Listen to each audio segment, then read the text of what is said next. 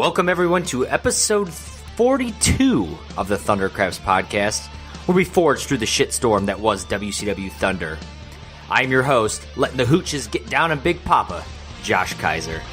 And joining me today, trailer trash, spam-eating scum, Kyle Hoagland. Also, putting more hoochies down than Elvis himself. What's going on, everybody? What is going on? And I think my favorite part about the spam eating was Tony Schiavone kind of like muttering under his breath, I like spam. I will say, look, there are worse things to eat than spam. I don't know if anyone's tried potted meat. I would put potted meat below spam. Potted meat is like spam if spam were like minced and let to rot. Like it is the poor man's spam. Which right, it's so bad that it's like this is like people who eat spam would be like, hey man, I'm not eating that shit. I have standards. That's right. But who doesn't have standards are you and I, because we are now 42 episodes into our review of WCW Thunder, and I don't know what that says about us.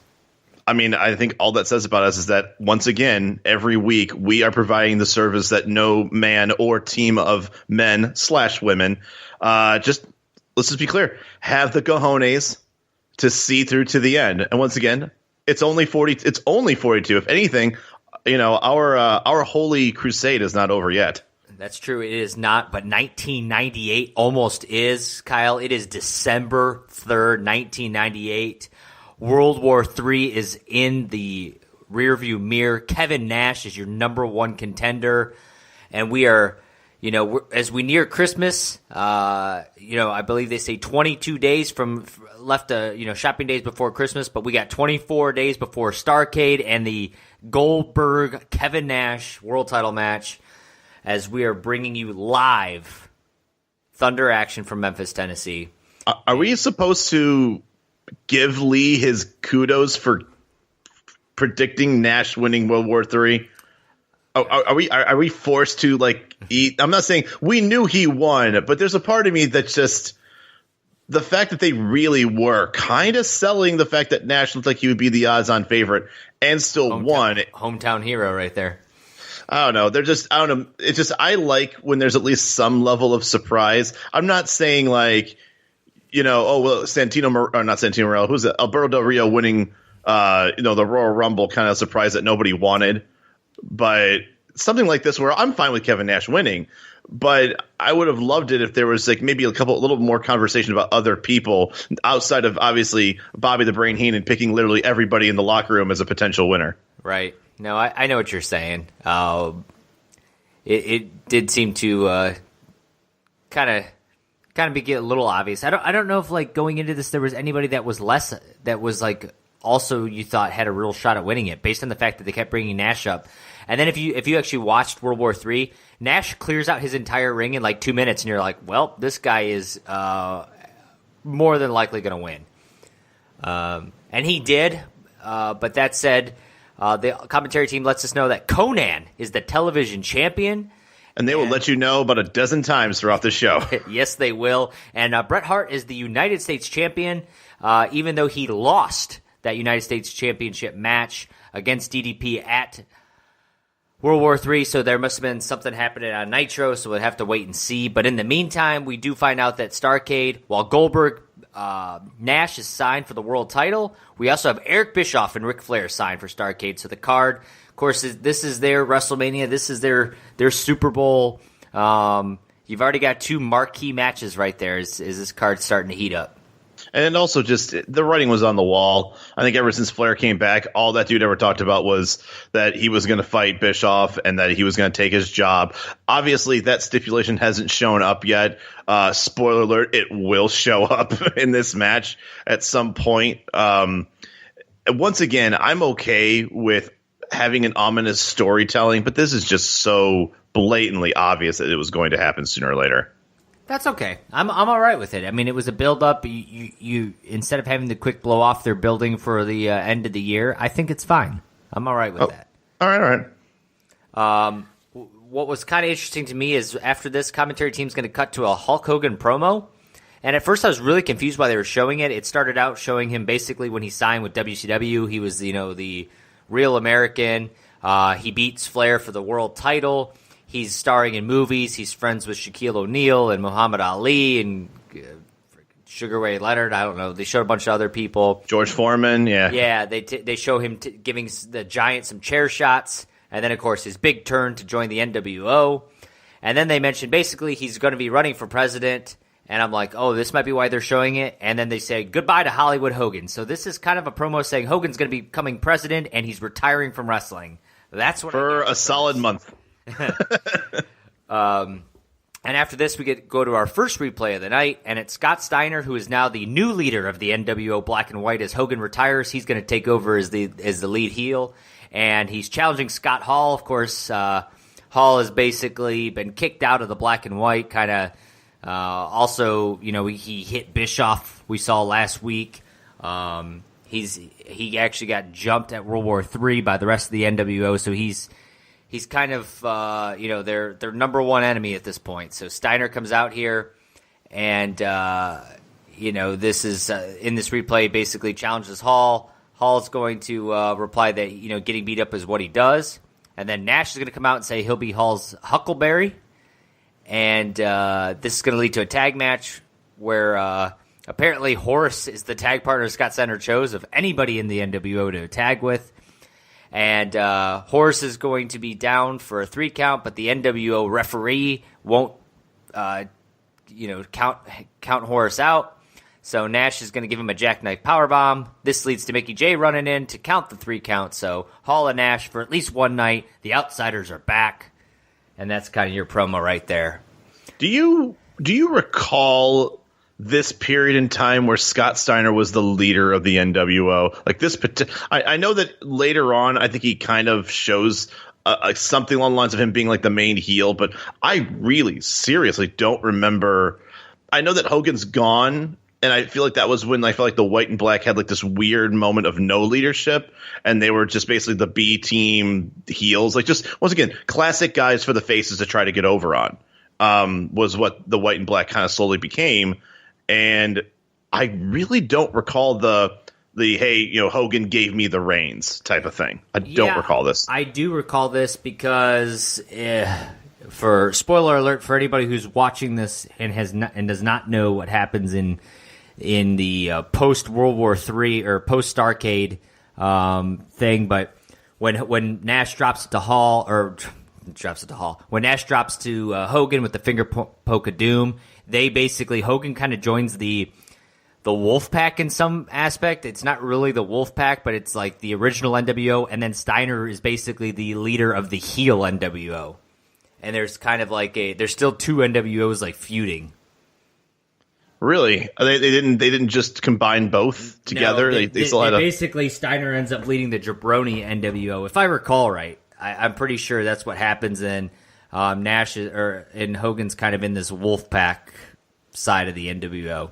Well, I mean, I guess we're only probably about 4 weeks away from finding that out. So right, but out comes Steiner. He's got his NWO ref with him. This is when he's talking about Elvis and all the hooches here in Memphis, and he talks about the rednecks in the crowd that have rotten teeth and they don't buy toothpaste or toothbrushes. He says Hogan is retired. He is the leader.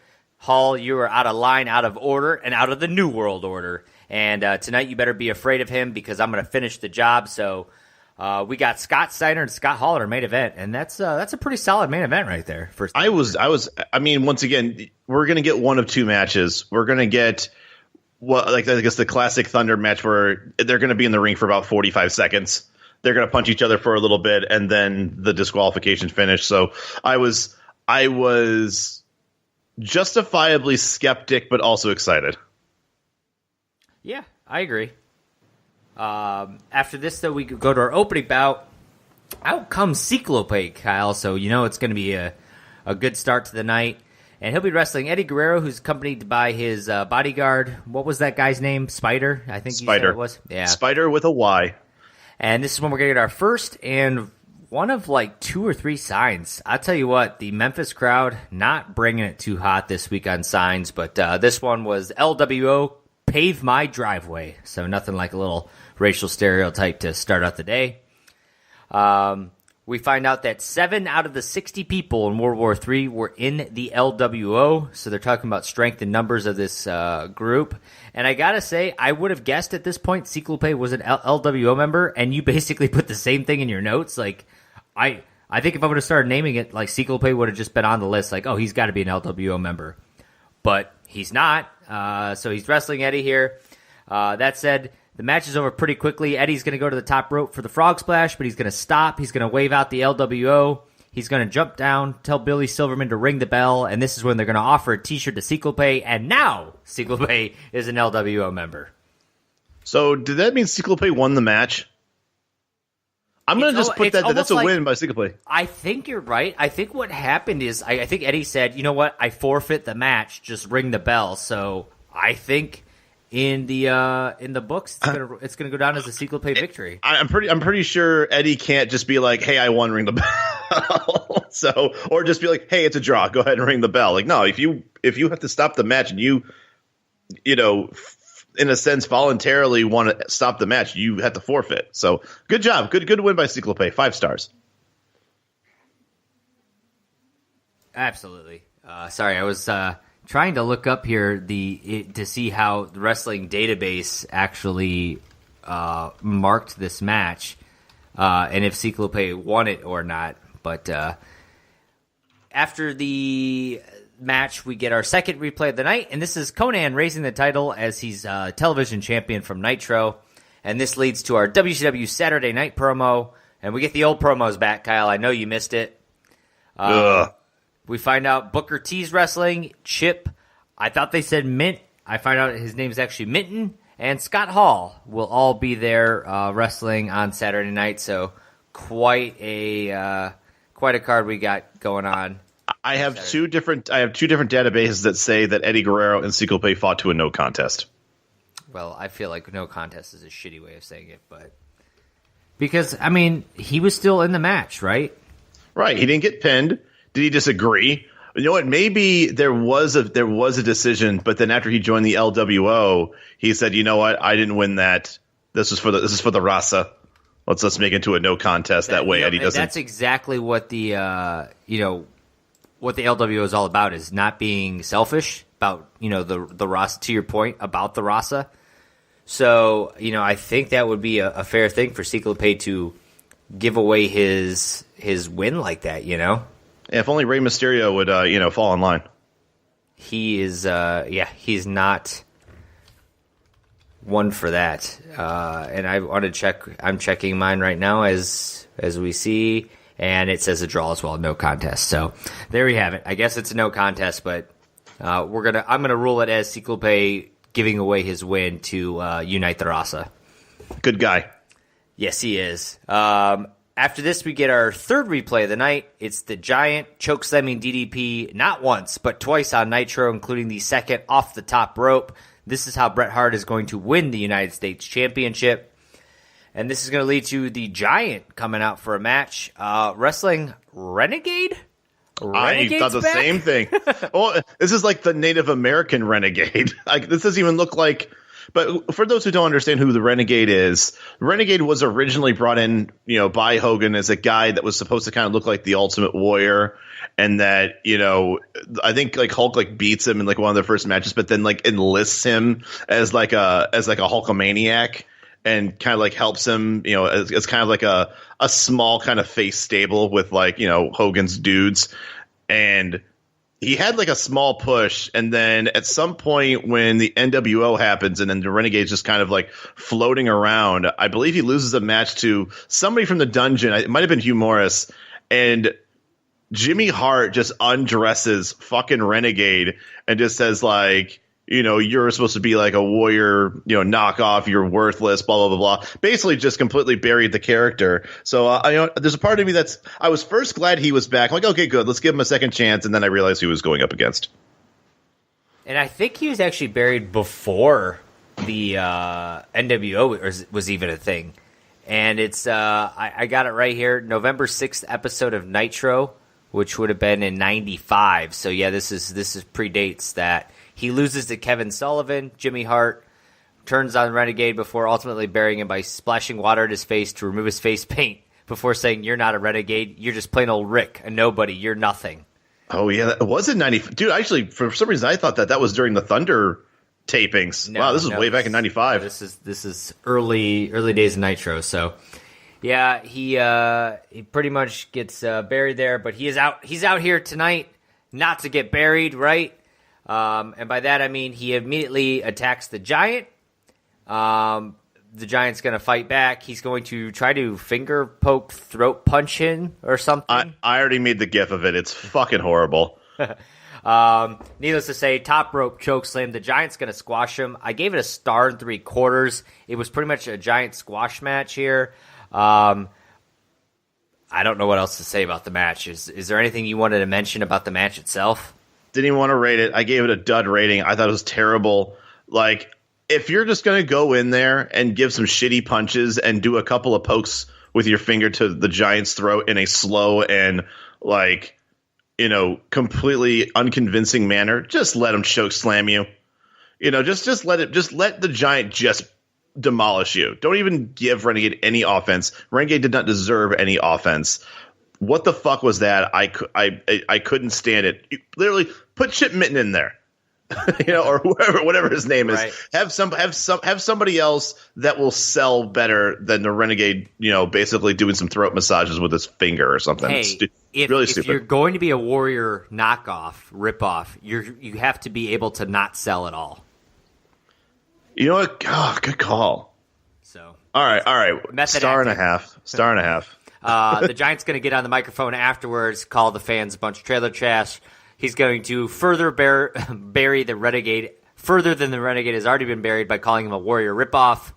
Then he's going to talk about Diamond Dallas Page and say he's a ripoff of the People's Champion.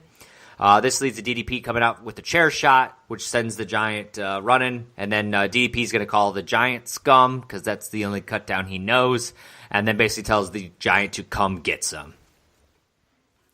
And after this, we get Mike Enos wrestling Chavo Guerrero Jr., and Kyle, you had to mention that Mike Enos was looking different this week. He's looking different, but the same, as in he still looks like Scott Steiner. Scott Steiner dropped the white spandex outfit, and then Mike Enos does in the same week, and now they're both wearing black boy shorts. So Mike Enos it's like, you know, the more things change, the more they stay the same. As for this match, Mike Enos looked strong in this match. He puts Chavo up at one point for a gorilla press slam and like holds him up there for like a minute as he's like walking around in the ring. At one point, he actually points at Charles Robinson to like move out of his way, so he's literally holding Chavo up with one arm. I mean, eventually Chavo's going to, after like a minute of that, Chavo's going to, you know, curl off of him and kind of roll him up. They're going to go to the outside at one point, and Enos is going to tell a fan that Goldberg is nothing as he's gorilla press slamming Chavo back into the ring, which made me laugh. Enos is going to do a great top rope powerbomb move to Chavo. Yep. Then he's going to go for, I thought, his top rope fallaway slam, but he kind of turned it into almost like a top rope power slam, which also looked good. But he continues to not go for pins here, so kind of telling the story that he's the arrogant heel. He's going to grab Pepe at one point, but he's going to get schoolboyed for a near 3 count. Ultimately, he's going to go for the powerbomb to powerbomb Chavo onto Pepe, but Chavo's going to curl him up for the 3 count. I gave the match 2.25 stars for the Chavo victory here. I thought there were some great spots. I thought Enos looked pretty good, but I cannot understand for the life of me why Enos was so arrogant in this match. Like, he's done nothing to be arrogant. Like, I don't... Like, the Cat is an arrogant heel, right? But he's winning his matches. Mike Enos is a jobber that is being arrogant in this match. I don't understand that aspect of it. Otherwise, I think this is closer to what you rated the match if I felt Enos deserved to be arrogant. I can see where you're coming from, but also just from Thunder's perspective, Enos has actually had a better win and loss percentage. And I think that, once again, this is a new kind of attitude, Mike Enos, where I've noticed that a lot of people that were kind of like tweeners, we couldn't really tell if they were faces or heels. They were just decent workers. I think they're now slowly starting to shift in one direction or another. Another example of that being Norman Smiley from, a week or two ago. So I do like the idea that Mike Enos is kind of showing a more, arrogant attitude about himself. And obviously he's fighting a cruiserweight. So that in that sense, he's just thinking like he's just a much bigger, more powerful. He can bully around. I think this is the right guy to do that with. So I was okay with the arrogance, and I was definitely okay with Chavo getting his, pulling it out at the end and kind of like, with Mike Enos getting his comeuppance for it. So I gave it 2 3/4 stars, and I know that sounds like a lot, but I do appreciate that you think that from a spots and from a decent chemistry side of it, and just telling a story, like a classic wrestling story of an arrogant wrestler, and the little guy trying to just do what he can to kind of, in a sense, kind of squirrel a victory out of it. I thought it was done very well. I was thoroughly entertained by the big spots. The crowd was into the big spots. The commentary lost their goddamn minds for the spots. For those who just don't want to take our word for it about how great these spots were by Mike Enos, go watch this episode 42. I think it's like the second match of the night or third match of the night. It's honestly better than I think the way that we're describing it, because I was just shocked. It's more shocking than Chris Adams with a powerbomb. Yeah, no, I agree with you there. They were definitely good spots. But yeah, I can understand what you're saying. But that was I just thought Mike Enos should have wasn't the right guy to be arrogant. But I understand when he's playing the heel, it makes sense, but that was the only thing I had an issue with. After the match, we go to commercial. We get a quick shot of Conan holding up the television title again, so take a drink. And when it came back, we got like the WWE Network didn't remove the entire commercial, but I had to pause it. And I saw an N64 controller with the Thunder logo on it and Stinger Splash occurring. I'm pretty sure there was a WCW video game commercial that they cut out, which I'm really sad. Like, they should leave that shit in there. I looked it up. I actually looked at some of the commercials on YouTube. This is for WCW NWO Revenge, which makes sense. Yeah, it does. After that, we do come in for a Rey Mysterio Villano 5 match. The WWE Network's going to pop in a couple of times during the match and let us know they had technical difficulties, which you can kind of see the audio in the video was kind of cutting in and out for here and there. As for the match itself, though, Villano 5 controlled more in this match than I think I've ever seen him control. And I think Lee Marshall put it best when he said Villano 5 was taking it to 33 1/3 RPMs in this match. God damn it. I didn't even – you know what? I heard it, ignored it, and now I hate you that you wrote it. Rey Mysterio is going to, execute the Bronco Buster and eventually a flying head scissor for a 3 count. I only gave the match 2 stars. I thought it was an all right match, but I definitely, if I have one highlight of the match, it's that I saw more of Villano 5 than I ever before. Yeah, and I think I had to give it credit where credit was due. I think if this was a normal Villano 5 Rey Mysterio match where maybe Villano did some, did a little bit of offense, but for the most part it was just, Rey coming out on top, I would have given it a 2-star. I think that would have given it a 2-star. But because Villano 5 really controlled a lot of this match and actually had some nice spots and good offense, there was a nice little figure 4 kind of chin, like a neck lock that he'd put in there that I thought was kind of cool. It was just, once again, it was a version of any Villano I've ever seen, actually kind of controlling the match in a somewhat entertaining way. So I definitely was surprised by the offense. Both guys played off well. The commentators were focusing a lot on the match and the storyline surrounding Rey and the LWO. So it was one of those things where I was scared that this might have been a match where they were going to start talking about Hogan running for president and, Nash and Goldberg or somebody else. But no, they were really focused on talking about what this match meant for Rey, what the whole thing with him and Eddie. And obviously they really kind of talked up Villano 5 and how he was really keeping Rey grounded. I think the offense worked well, and Rey just looked like he was in a lot of trouble. So he definitely was a face in peril. He was able to come out with the win. It didn't look like a squash. Obviously, Rey should win this match, but he had to earn it. So I was very much actually entertained by this match, so I gave it 2.5. I won't disagree with anything you said either. I mean, I can understand what you're saying. I don't know. I have a hard time giving a Villano 5 match more than a 2-star rating, and I might be able to be pushed to a 2.25 star here, but I don't think I go any higher than that. Well, you also got to remember too. I think you'll notice a lot of my ratings are a little bit higher than yours, anyways. So you'll see that my ratings are trending a little bit higher than yours, just in general. Yep. After the match, Tony Schiavone is going to be interviewing the Flying Fury, Rey Mysterio Jr. And Tony starts to say that Rey has been basically held back by Eddie. This is going to bring out the LWO. And Eddie's going to say, the Cruiserweight belt is clouding Rey Mysterio's mind and said it's not about you, it's about the LWO. And I chose Juventud to go after the Cruiserweight title, not you. And this is where Tony Schiavone is going to drop the big bomb that, Eddie, you might not have heard the news, but next week on Thunder, Rey Mysterio and Juventud Guerrero will be wrestling for the number 1 contendership for the Cruiserweight title at Starrcade. So, a couple things here. One, okay, Juvi's in the LWO. And 2, Juvi's not the champion? If you didn't watch, Juvi shows up in an LWO shirt at World War III, and everyone's like, oh, he's in the LWO now. It was no announcement. Like, he literally walked out with the shirt on.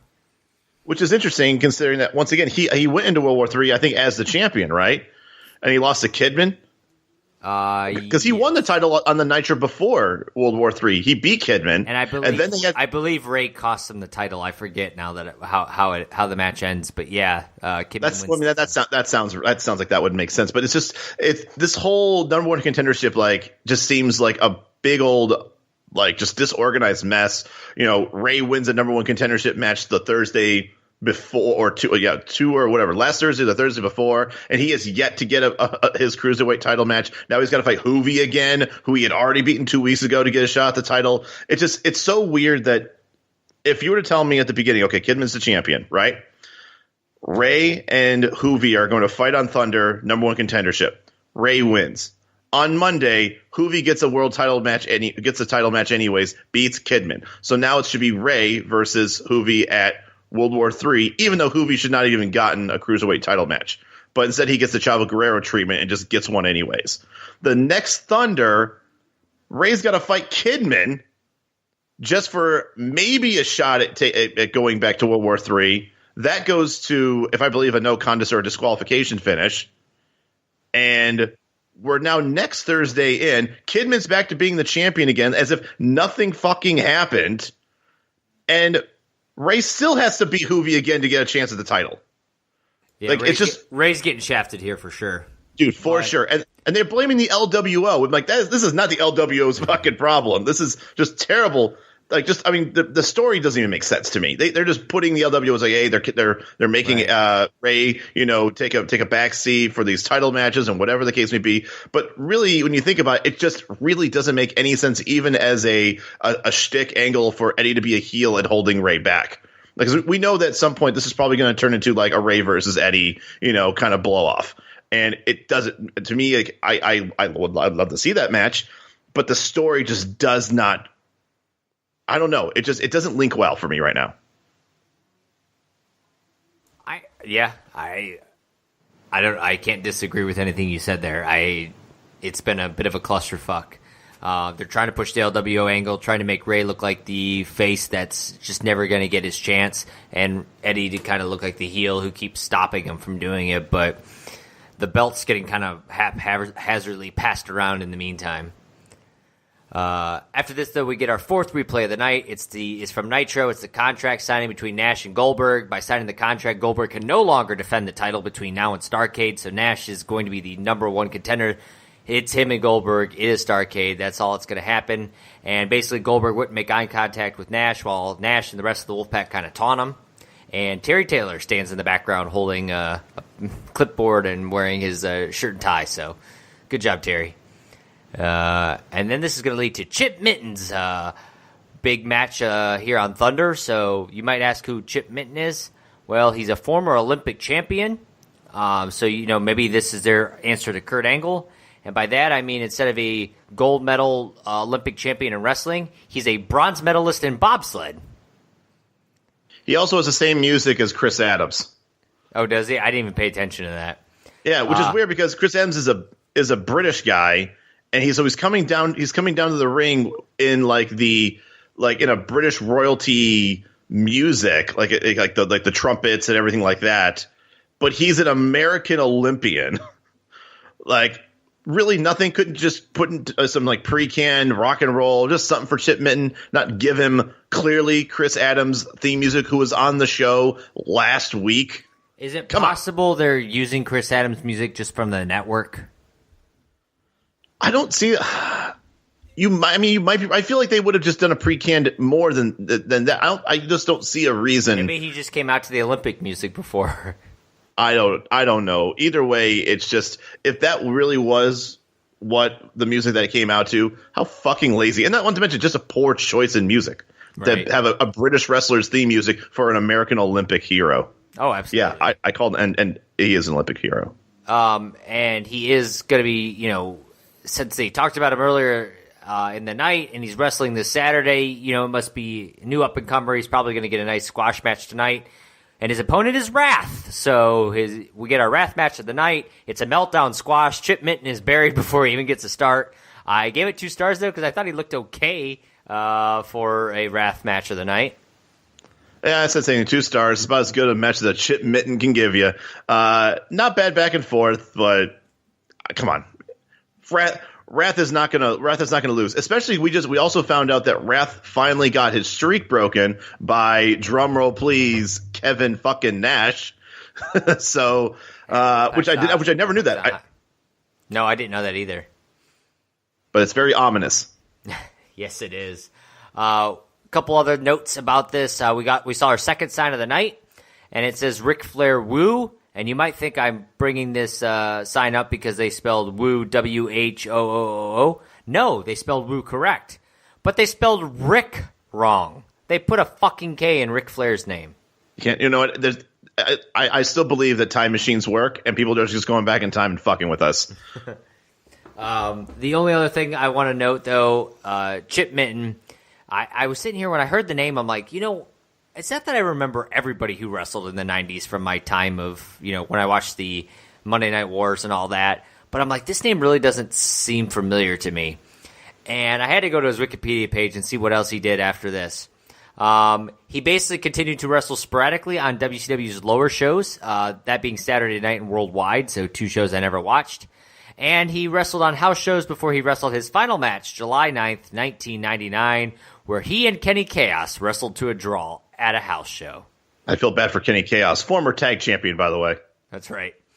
So that is Chip Minton's career in a nutshell, wrestling Kenny Chaos to a draw on a house show. So that is where he peaked. That or the bronze, medal at the Olympics for bobsledding. It's the same thing. After this, we get our Ric Flair, Eric Bischoff promo. Basically, Flair wants Bischoff. Bischoff can't believe, doesn't think that, Flair deserves a shot. Basically says that Dean Malenko is going to have to beat Kendall Windham. Barry Windham. Whew, yeah, Barry Windham. He already beat Kendall Windham. Is Barry Windham has hair at least? Right. Yeah. Dean Malenko has to beat Barry Windham in order to get to have this Flair Bischoff match happen.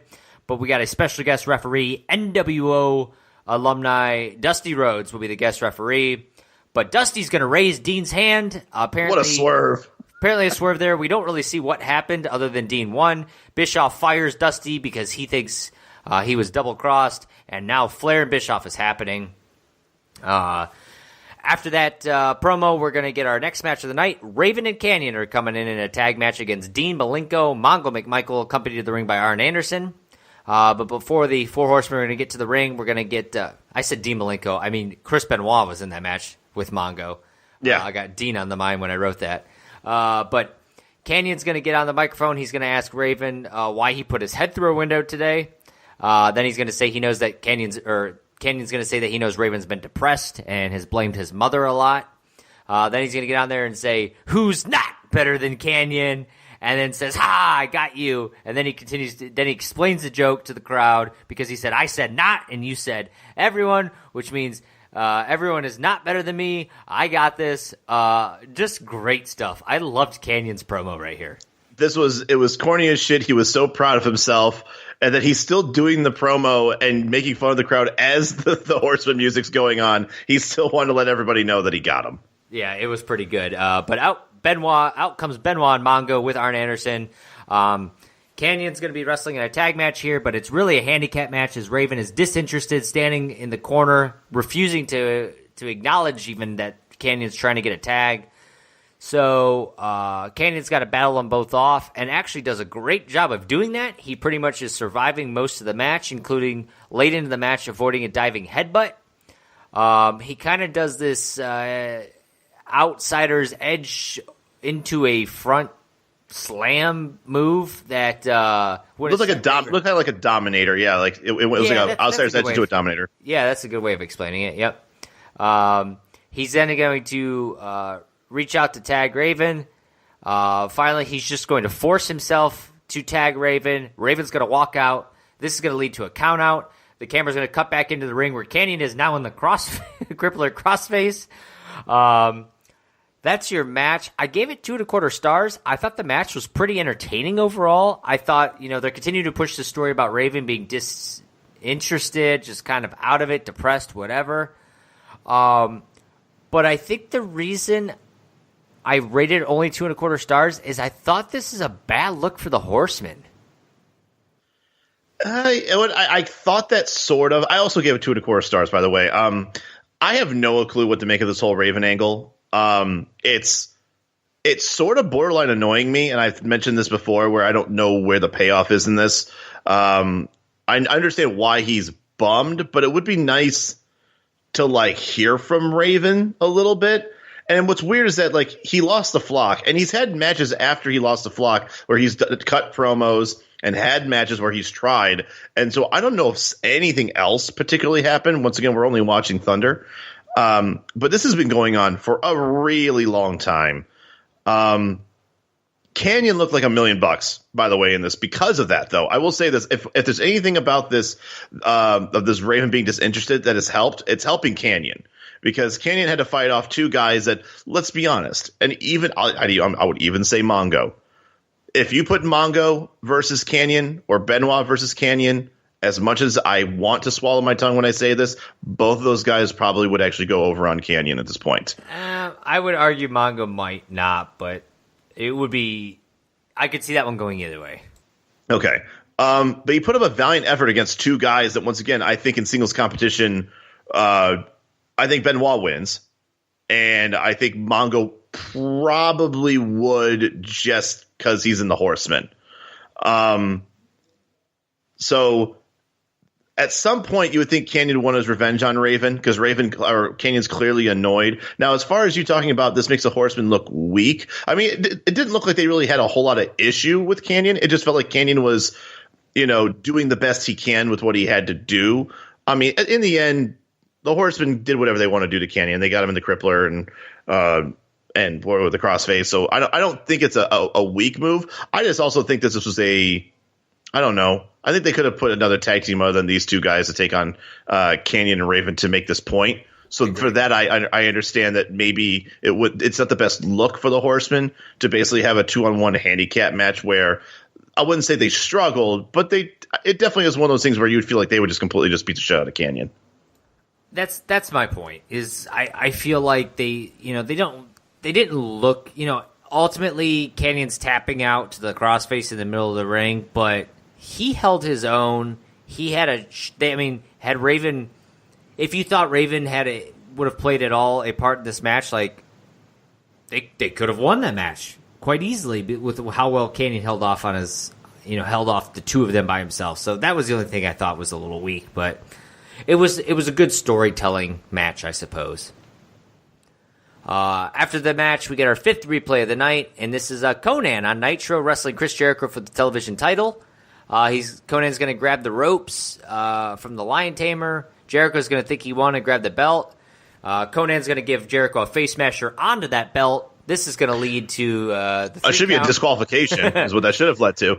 And then Conan's going to celebrate. So, surprise, Conan is the television champion, Kyle. God, please tell me the legal eagle comes out of this where Jericho says, hey, he used an inanimate object. I demand the title back. He's gotten the title back for stupider reasons. Let's just put it that way. That's true. After this, though, we're going to celebrate Conan's television title win with a with a replay of his music video, which I proceeded to immediately fast forward through. So if anything new was in it, I apologize. I didn't even watch it. But Konnan's going to be defending said television title in his next match against Disco Inferno.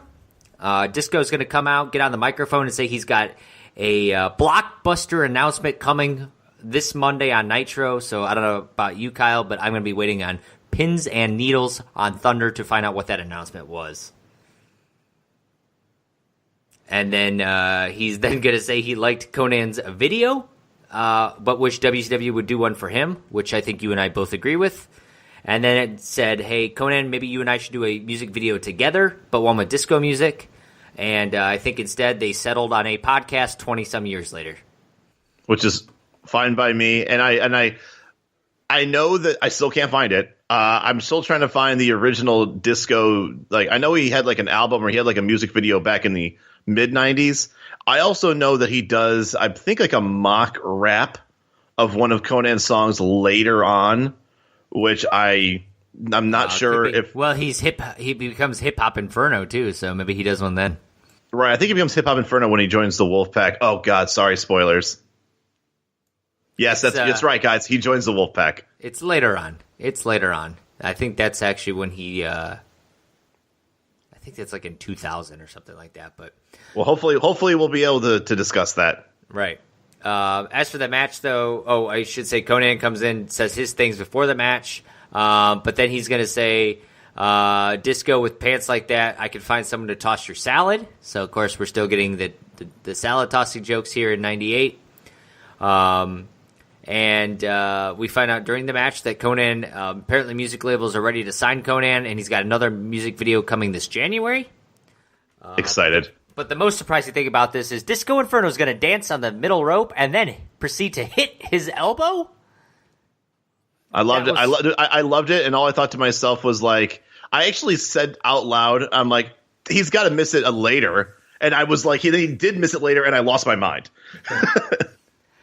He's going to execute 2 swinging neck breakers and then go for the chart buster, but that's going to get stopped, reversed, face smasher, which I think Disco took better than anybody has ever taken the face smasher.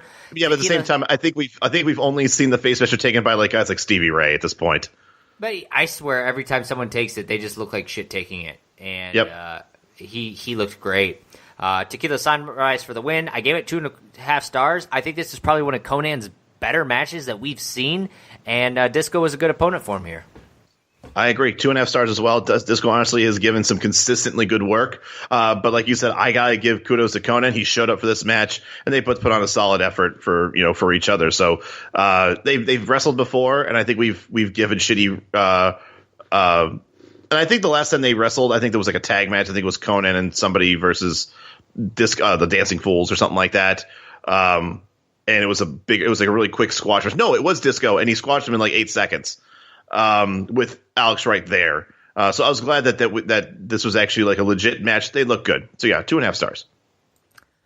This is going to lead to our main event of the night. Scott Steiner, accompanied to the ring by his NWO ref, versus Scott Hall. Scott Hall, you and I both noticed, Kyle, comes out to no music. So obviously kind of pushing this whole no faction, no, man with no allegiances, that kind of thing. But Tony Schiavone is going to let us know that ever since he left the NWO, he's been at the top of his game again. So apparently the whole drunk Scott Hall storyline is out the window. Scott Steiner's going to have the referee check Scott Hall for weapons and stuff like that. So Hall's going to ask the ref to do the same thing to Steiner. This is when he's going to capitalize and immediately attack Scott. And I started thinking, because obviously throughout the match it's going to be a decent back and forth match. But every time Scott Hall's going to go for a pin, the referee's going to count incredibly slow, where when Steiner goes for a pin, it's fast counts. Which is what you expect when you've got a referee in there that's, being paid for by the NWO. But what I don't get is, in kayfabe, why would anybody sign up for a match when their referee is going to be completely biased like this? The only thing that can make any sense is that Scott Hall just wants to get in the ring and beat the shit out of Scott. It's not about winning or losing. It's about, putting one up on him. It's like, I don't if I beat him up at the end of the match, I don't care if I actually win. That's the only thing I can think of. But clearly, yeah, it makes sense. In kayfabe, if you know you're going in there with the guarantee, basically, that you're not going to win, then, what does it matter? I mean, I guess you got to get paid, right? You don't go in the ring, you don't get paid. But, like, if I'm a WCW employee, I should be yelling at WCW, like, you need to have your referees in this match if I'm going to be wrestling in this match. Like, I'm not going to... Right, but none of those referees, all the referees refused to referee a Steiner match. Then I'd be refusing to wrestle in a Steiner match. I don't know, man. Ravens rules. Scott Hall eventually is going to get Scott Steiner up for the outsider's edge, but the referee's going to pull him down. This is going to piss off Scott Hall, so the referee's going to take an outsider's edge instead, but then Steiner's going to take this to his advantage, clothesline Hall, throw him in the Steiner recliner, and we're out of time. That's just how the show ends.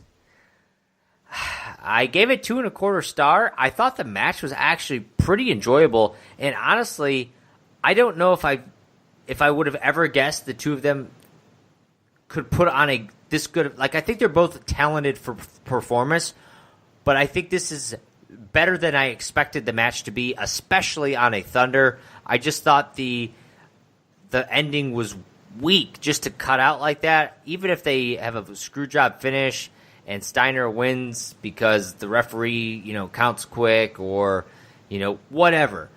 I think this is a 3-star match that fell flat with that ending. Yeah, and I agree with that, and I think I didn't penalize it as bad as you. I gave it 2.5. I liked the match overall, and the story it was telling was awesome. But seriously, you run out of time before we even find out an actual conclusion. And I understand whoever won doesn't matter, and it's a Thunder main event. We've seen DQ after DQ and a bunch, so many no contests. So, I mean, it really shouldn't bother us. I just think I didn't like the fact that we ended on what? Not like nothing. It felt like Scott Hall got the upper hand, but then ended. Yeah, it's like what I actually would have liked it at the end was Scott Steiner just stayed on the recliner and like officials are coming out trying to break it up and he never does, and just see that Scott Hall's in trouble. More okay with that, yes. And just make it where someone's ringing the bell, like stopping the match. It just felt like they were still wrestling, and they just ended the match. That's what got me kind of going, was that the match isn't over. Why is the show over? Yep, it just didn't feel like the match was over. You're right. But yeah, I definitely agree. This would have been a match of the night contender if there was actually some semblance of a conclusion. Unfortunately, there wasn't, but that does conclude our Thunder. What'd you think about this week's episode? Though there was a little bit more filler in the form of Hogan's retirement promo, which felt like that went on a little bit too long, throwing in Conan's music video. So yeah, there were some things in here that, and then I guess multiple times where it's just like, here's Conan holding a belt in the air. The start of the Thunder was a bit flat. But it started really slow. Yeah, I think after the Giant Renegade match, I think the match quality really jumped up and it was good throughout the rest of the night.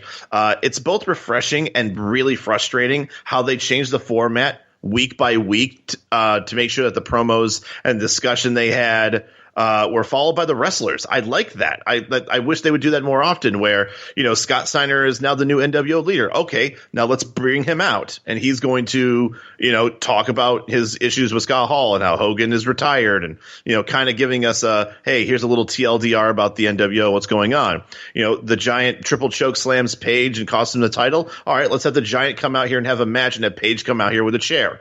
Great. There's continuity that I'm enjoying. Conan's a new TV champ, then let's have him defend the title on Thunder. And they mentioned a half dozen times that he was the champion. Here's him celebrating with the title, and good. Let's put him in a match with Disco, which ended up being a solid match. So I love the format, but the thing that I'm kind of bummed about is that I think you and I both know that they're just going to change it again, especially when next week is taped. Or at least I think it's taped. Like, once again, this is 2 live shows in a row, which I think probably surprised both of us. Yeah, that a little bit, but I guess, and not that they haven't done it before, but I guess there was you had Thanksgiving off, and then you had World War III, so I feel like there was some breaks in between there, which is why we had a couple live shows in a row. Normally we wouldn't, and I think you're right. I would assume next week's is probably going to be taped. Yeah, probably. But, I enjoyed this Thunder, I think. I thought the main event was one of the better ones we've had, even with the weird just kind of ending. But I thought we got, the LWO storyline progressed. You got Diamond Dallas Page and the Giant story progressing. You've got Scott Hall versus Scott Steiner. Scott Steiner's new leader of the NWO story being discussed. Canyon and Raven's story is still kind of progressing. So I feel like we got a lot of legitimate stories, which we don't seem to get a lot of on Thunder, so I appreciate it when we do. And then we got some, other than the main event, which I mentioned, I think we got some other solid matches. So I quite enjoyed this Thunder. I think almost every match we gave it over a 2-star after the Giant Renegade match. Right, I think everything else squashes. Really, the quality definitely took a big jump afterwards. That it did. And hopefully our quality will continue to take a big jump as we continue to review each and every Thunder. If you haven't yet reviewed, subscribe to our show on your podcast listening devices. Go do it. Really helps us out. You can always give us a follow on Twitter at ThunderCraps. We actually had both Charles Robinson and the Big Show tweeting about us last week. So fun to see that even those guys are appreciating our hard work here on Thunder. And, of course, you can always go to thundercraps.com for all of our previous episodes. And that said, go check out Thunder 43. It is December 10th, 1998. We're going to watch it. We're going to review it. And we will be back here next week. For Kyle Hogan, I am Josh Kaiser, and we will see you next time on the Thunder Craps podcast. We are chip-mittingly out of time. See ya.